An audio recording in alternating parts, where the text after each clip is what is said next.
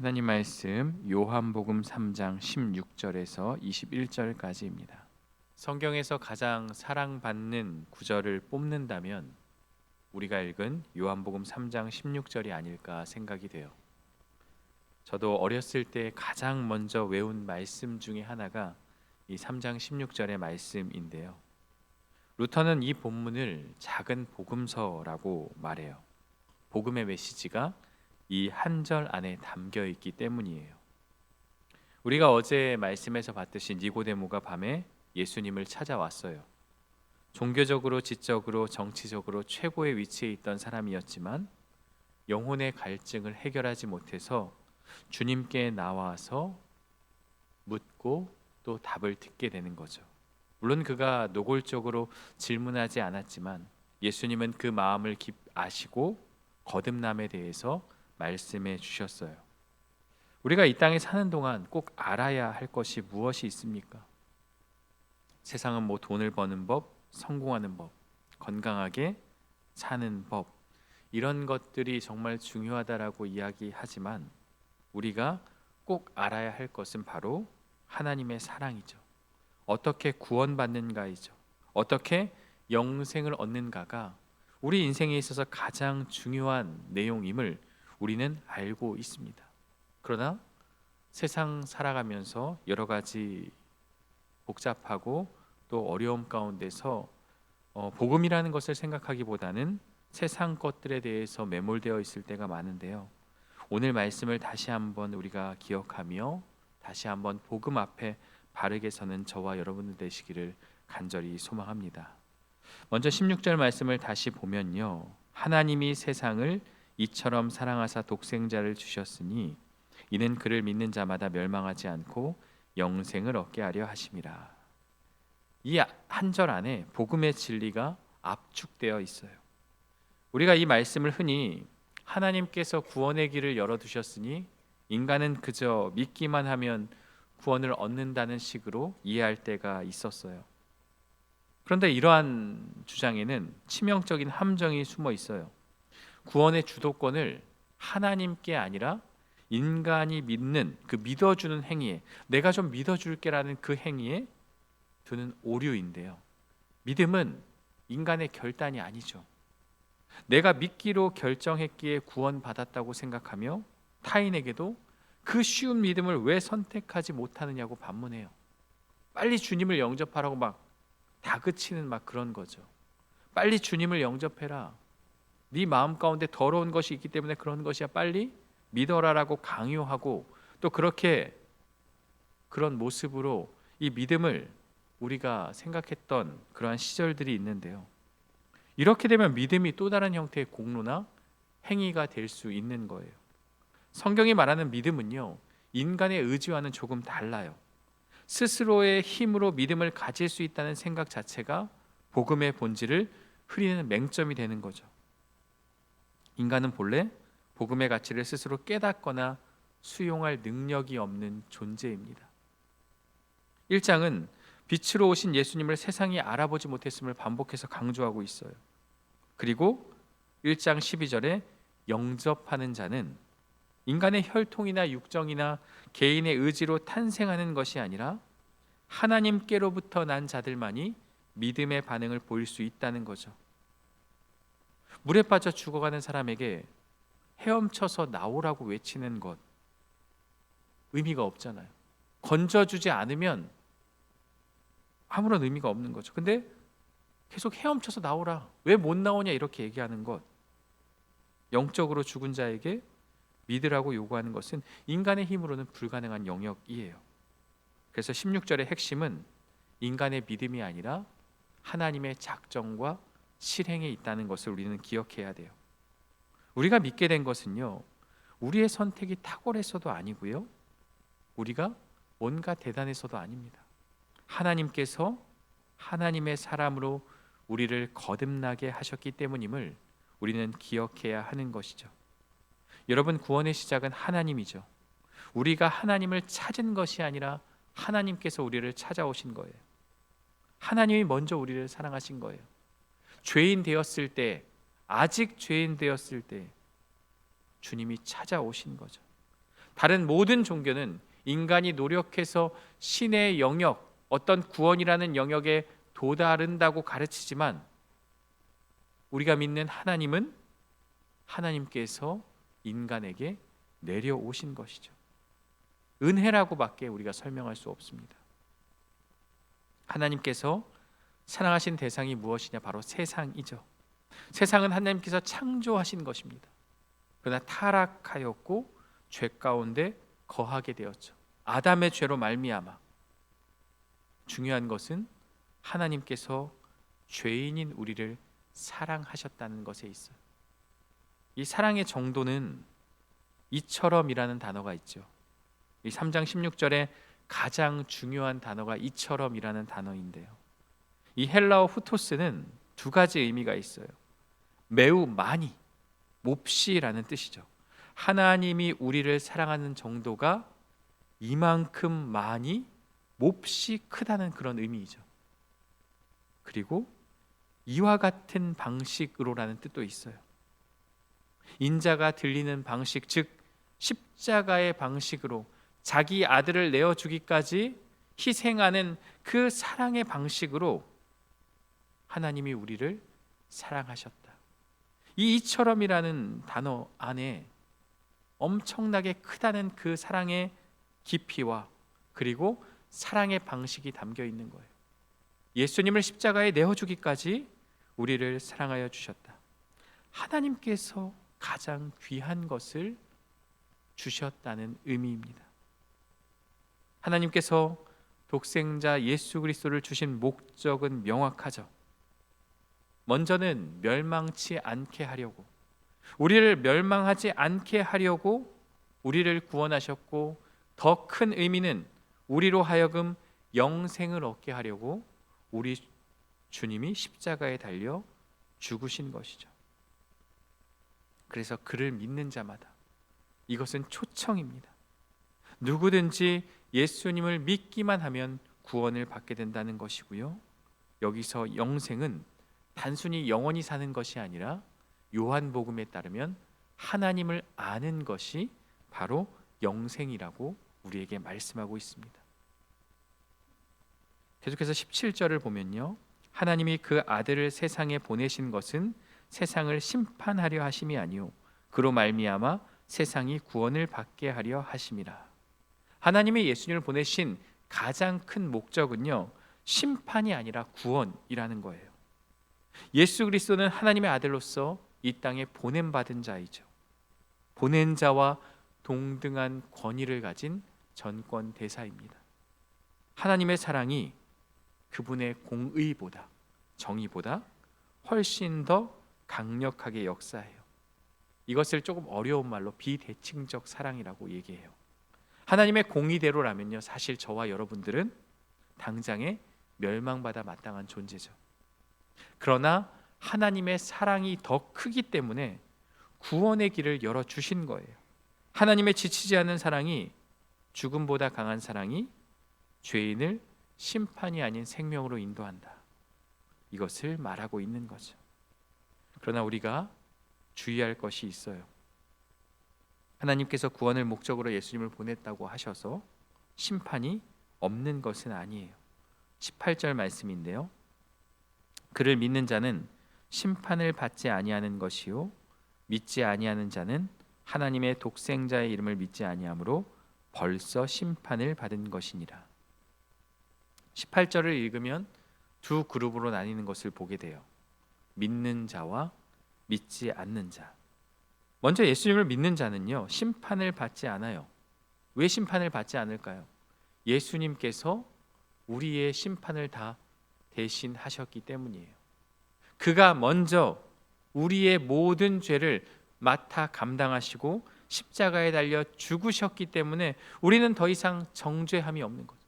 우리는 더 이상 죄인이라고 하나님으로부터 그 심판을 받지 않게 되는 거죠. 그런데 중요한 것은요, 믿지 아니하는 자는 벌써 심판을 받은 것이니라. 이 벌써라는 헬라어 에데가 굉장히 중요해요. 믿지 않는 자는요, 이미 심판을 받았다는 거예요. 여기서 말하는 심판은요, 즉각적인 처벌을 말하는 게 아니에요. 현재적인 심판이죠. 현재적 심판이 무엇입니까? 영생을 누리지 못하고 죄와 어둠 가운데 계속 거하는 상태가 바로 심판입니다. 회개하지 않고 어둠 가운데서 계속 악을 행하며 사는 것이 심판입니다. 그래서 로마서는요, 이것을 유기, 내버려 둠이라고 이야기해요. 여러분, 우리 자식이 잘못된 길로 가는데 그냥 내버려 둔다면 그것은 진정한 사랑이 아니죠. 이 내버려 둔다는 것, 포기하는 것이 가장 큰 심판이에요. 지옥에 가게 되고 심판을 받게 되고, 물론 그러한 것도 큰 심판이지만 가장 큰 심판은 하나님께서 내버려 두신다는 것에 있어요. 하나님이 더 이상 손을 대지 않으시고 그 사람이 원하는 대로 살도록 내버려 두시는 거예요. 내 자녀가 잘못된 길로 가고 있는데, 내 자녀가 옳지 않은 길로 가고 있는데 그 부모가 그것을 바로잡아 주지 않고 그냥 내버려 둔다면 그것은 자식을 위한 사랑이 아니라 직무유기고 잘못된 모습인 거죠. 그래서 하나님은 이 내버려둠이라는 것이 이미 벌써 심판을 받은 것이다라고 우리에게 말씀하고 있는 거예요. 그 사람이 원하는 대로 사는 것이 자유가 아니라 심판이다라는 거죠. 19절과 20절 말씀을 보면요, 그 정죄는 이것이니 곧 빛이 세상에 왔으되, 빛은 예수 그리스도를 가리키죠. 사람들이 자기 행위가 악함으로 빛보다 어둠을 더 사랑하는 것이니라. 빛이 왔는데 왜 사람들이 어둠을 선택할까요? 왜 어둠을 더 사랑하겠습니까? 빛 앞에 가면 무엇이 드러납니까? 우리의 죄가, 우리의 거짓된 모습이, 우리의 더러운 모습이 예수님 앞에, 말씀 앞에 나아가면 다 비춰지기 때문에 어둠을 사랑할 수밖에 없는 거예요. 어둠 속에서는 나의 악한 행위가 드러나지 않기 때문에 어쩌면 이 교회 안에서 누가 보고 있는 곳에서 우리는 거룩한 척하지만 나의 은밀한 곳, 나 혼자만의 그 자리에서는요, 어둠에 거하고 싶은 마음이 있죠. 이게 편하기도 하고요, 이게 나에게 유익을 준다고 생각하기 때문이죠. 그래서 빛을 싫어하고 어둠을 선택합니다. 출애굽 1세대의 한계가 여기에 있는 거예요. 그들은요, 홍해를 건넜어요. 이것은요, 상징적으로 구원을 의미하죠. 이제는 이전과는 다른 삶을 살아야 하지만 그들은 홍해를 건너고 애굽에서 나왔음에도 불구하고 이전의 모습으로 돌아가고자 하는 마음이 계속해서 드러나고 있는 거예요. 민수기에서 계속 나오죠. 불평하고 원망하죠.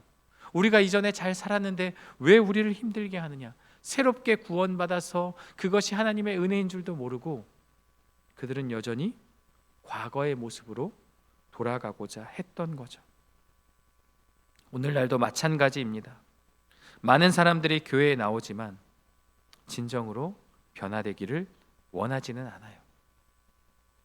하루 그저 주일만큼만 내가 거룩하게 살고 나머지 일상은 익숙한 삶의 방식대로 살아가는 거죠. 20절 말씀처럼 빛으로 오지 않는 이유는 이는 그 행위가 드러날까 합니다. 우리의 행위가, 우리의 모습이 드러날까 두려워서 우리는 말씀 앞에 서는 것을 포기하게 되는 거죠. 21절 말씀인데요, 진리를 따르는 자는 빛으로 오나니 그러나 진리를 따르는 자는 빛으로 나아온다. 물론 죄인이고 우리의 죄가 드러나지만 그래도 예수님 앞에 나오는 거죠. 이는 그 행위가 하나님 안에서 행한 것임을 나타내려 함이라 하시니라. 진리를 따르는 자는요, 나의 모든 삶의 모습 하나하나가 하나님을 위한 것이기 때문이에요. 하나님의 뜻대로, 하나님의 능력으로, 하나님의 영광을 위해서 행한 것이기 때문에 빛으로 나오게 되는 거죠. 어둠에 숨지 않는 것입니다. 비록 우리의 죄가 드러날지언정 하나님 앞에 솔직하게 나아오는 거죠. 이것이 바로 영생을 얻은 자의 모습이라는 것을 우리에게 말씀하고 있어요. 요한복음 3장 16절에서 21절이 말하는 복음의 핵심은요, 인간의 결단이 아니라 하나님의 압도적인 주도권에 있어요. 우리는 흔히 믿음을 나의 선택이나 공로로 여기기 쉽지만 본질적으로 인간은 빛이 와도 어둠을 더 사랑하여서 도망치는 존재일 뿐입니다.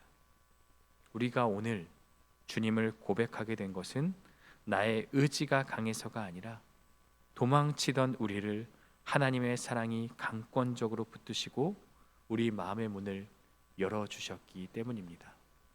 저는 이 대목에서 요나가 생각이 났어요. 요나는 하나님의 말씀 앞에 순종하지 않았죠. 니느웨로 가라는 그 말씀 앞에 그들은 멸망받아 마땅하다고 여기며 다시스로 잘못된 길로 가게 되죠. 그러나 하나님은 계속해서 그를 추격하시고 그와 함께 하시며 그에게 기회를 주시고 돌이킬 수 있는 그러한 은혜를 허락하여 주신 것이죠. 우리가 도망가려 애를 쓰지만 하나님은 끝까지 우리를 추적하시기에 우리가 지금 이 자리에 있는 것이죠. 그렇다면 진정한 믿음은 내 선택에 내 믿음의 탁월함을 자랑하는 것이 아니라 나를 포기하지 않으신 하나님의 열심을 찬양하는 것이 진정한 믿음입니다. 죽어야 하는, 아니 이미 죽은 우리를 구원하여 주신 그 하나님의 은혜, 하나님의 가장 무서운 심판은 바로 죄를 짓도록 내버려 두시는 것임을 우리는 기억하며 우리의 추함이 드러날까 봐 어둠 속에 숨는 익숙함을 버리고 나를 살리시는 빛 앞으로 정직하게 나아가는 우리의 모습이 되어야 하는 것이죠. 내 연약함을 빛 가운데 드러내는 거룩한 항복이 있을 때 비로소 우리는 내버려 둠이라는 현재적 심판에서 벗어나 하나님을 깊이 아는 영생의 삶으로 나아갈 수 있습니다. 오늘 나의 공로나 의지가 아닌 도망치던 나를 끝까지 추적하여 붙드신 하나님의 강권적인 사랑 앞에 우리는 서 있습니다. 참된 믿음은 내 선택의 탁월함이 아닌 나를 포기하지 않으신 하나님의 열심이라는 것을 기억하고 그 하나님 앞에 나의 모든 것을 내어드리고 그 하나님을 찬양하며 그 구원의 은혜에 감격하여 하나님을 더욱 깊이 알아가고 그 말씀대로 살아가는 그 영생의 기쁨을 누리는 저와 여러분들 되시기를 주님의 이름으로 간절히 축원합니다. 함께 기도하겠습니다. 하나님 아버지 감사합니다. 오늘 우리에게 주시는 말씀을 통해서 복음의 진리를 깨닫게 됩니다. 하나님께서 우리를 이처럼 사랑하신 그 놀라운 은혜를 기억하며 그 믿음조차도 나의 의지와 나의 공로가 아닌 하나님의 은혜임을 기억하며 하나님의 열심을 찬양하는 우리 모두가 될 수 있도록 인도하여 주옵소서. 때론 죄 가운데 거하는 것이 편안하고 그것이 참 행복할 때가 있지만 그러나 우리는 빛 가운데 나와 그 예수님의 빛 앞에 말씀 앞에 나의 거짓된 모습들을 돌아보게 하여 주시고 다시 그 복음 앞에 바르게 서서 하나님을 따르고 하나님의 말씀 앞에 나아가는 실천하는 우리의 모습이 될 수 있도록 인도하여 주옵소서. 하나님의 주권적인 사랑과 그 은혜에 감사하며 살아가는 우리들의 모습이 되게 하여 주시고 나를 찾아오신 그 하나님을 붙잡고 믿음의 삶을 살아가는 우리 모두가 될 수 있도록 인도하여 주옵소서.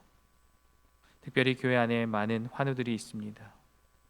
절망과 고통 가운데 있는 성도들을 주님 기억하여 주시고 우리가 이 시간 그들의 이름과 또 알지 못하지만 그들을 생각하며 간절히 기도할 때 우리 환우들의 마음에 큰 위로와 힘이 될 수 있도록 인도하여 주옵소서. 특별히 여러 가지 일들로 인해서 상처받은 영혼들 주님께서 위로하여 주시고 절망과 좌절 가운데 있는 성도들 도무지 이 문제 앞에서 하나님 앞에 나아올 수 없는 그러한 절망 가운데 있는 성도들도 주님 위로하여 주셔서 다시 주님 앞에 바르게 설 수 있도록 힘과 용기를 허락하여 주시고 은혜를 그들에게 주옵소서. 오늘 또한 직분자 세미나로 함께 나아갑니다. 우리의 직분을 다시 한번 생각하며 다시 주님 앞에 헌신하는 직분자들이 되게 하여 주시고, 무엇보다도 우리가 함께 교회를 세워나가는 일에 한 마음과 한 뜻을 품게 하여 주시고, 또 이 세미나를 통해서 다시 한번 우리의 열심과 열정으로 주님을 바르게 섬기는 귀한 모든 성도들이 될 수 있도록 인도하여 주옵소서.